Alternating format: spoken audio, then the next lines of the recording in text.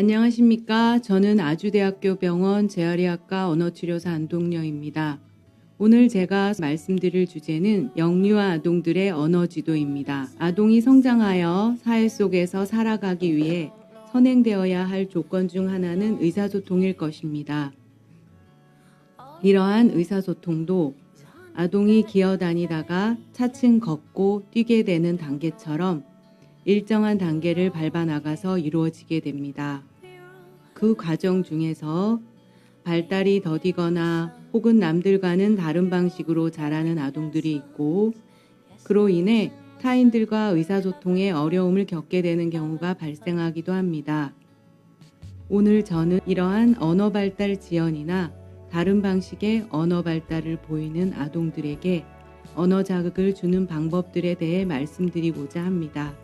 오늘 들으신 내용을 바탕으로 조언을 해주시거나 또는 가정에서 아이들을 키우면서 발달 단계에 따라 적용해 볼 수도 있을 것입니다.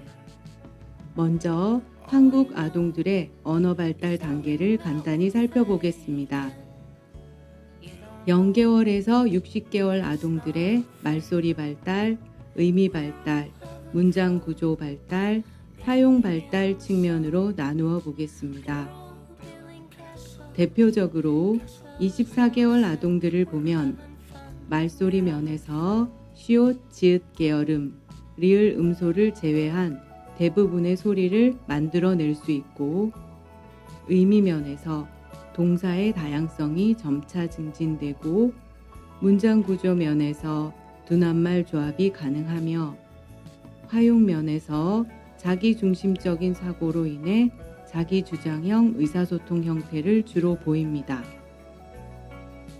48개월이 되면 말소리 면에서 시옷 계열음이 완성되고, 의미 면에서 길다, 짧다 등의 관계어 발달이 가능하며, 문장 구조 면에서 구가 확대되어 뭐뭐할 사람, 뭐뭐한 엄마 등이 가능해지고, 활용 면에서 탈자기중심화하여 상대 높임이나 친숙한 상대와 대화가 잘 이루어집니다.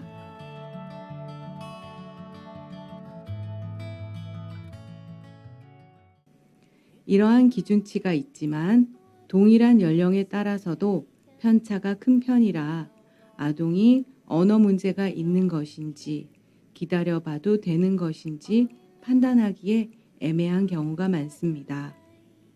그렇다면 전문가의 도움을 필요로 할 정도의 최저 한계선은 어느 정도 수준이 될까요? 크게 세 가지 영역, 제스처, 랭귀지, 스피치 면에서 레드 플래그 사인을 보이는 아동의 기준을 살펴보겠습니다. 아동들의 초기 의사소통에서 언어 표현이 나타나기 이전에 가장 두드러지게 보이는 것이 제스처이고, 이 제스처도 인지적인 성숙도에 따라 발달합니다.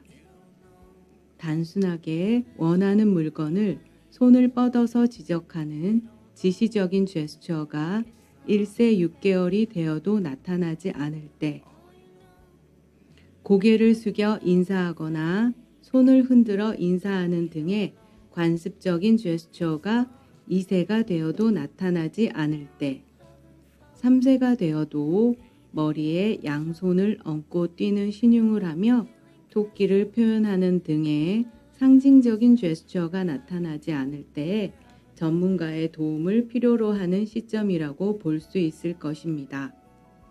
랭귀지 발달을 살펴보면 1세 6개월에 아동이 표현 가능한 단어가 10개 미만인 경우, 2세에 표현 단어가 50개 미만이며 이어 조합이 불가능한 경우, 3세에 표현 단어가 300개 미만이며 3어 조합이 불가능한 경우 전문가의 도움이 필요한 경우라고 볼 수 있습니다.